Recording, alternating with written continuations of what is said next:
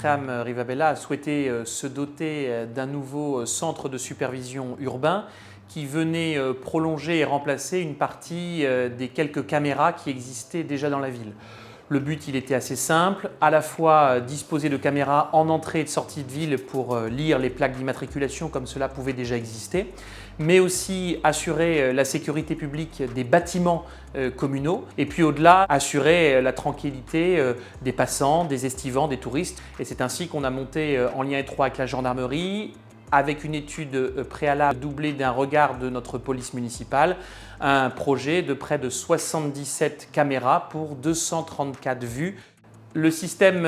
s'est attaché à faire en sorte de déployer un certain nombre de caméras sur les bâtiments publics lorsque cela le permettait. Il a fallu aussi regarder dans quelle mesure l'ensemble des mâts d'éclairage public porté par le SDEC dans la ville était une bonne assise de départ au déploiement de ce système. Et lorsque ce n'était pas possible, eh bien, la création de nouveaux mâts dans la ville pour pouvoir installer l'ensemble de ce système qui est un système non pas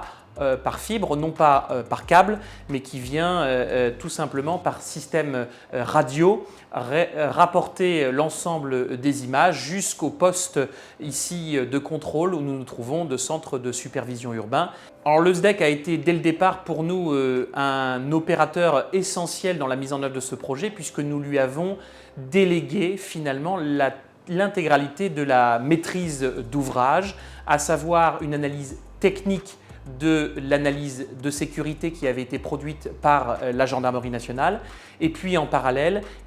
l'ensemble du montage du marché, des appels d'offres, la subdélégation à l'ensemble des entreprises pour sa mise en œuvre sur le territoire, le suivi de chantier et la relation publique. Donc autant vous dire des réunions régulières, un suivi extrêmement rigoureux et finalement la force opérationnelle que l'on connaît au SDEC dans ces moments-là pour permettre la mise en œuvre d'un tel projet qui est relativement ambitieux puisqu'il avoisine le 1 million d'euros pour, je le rappelle, 232 caméras.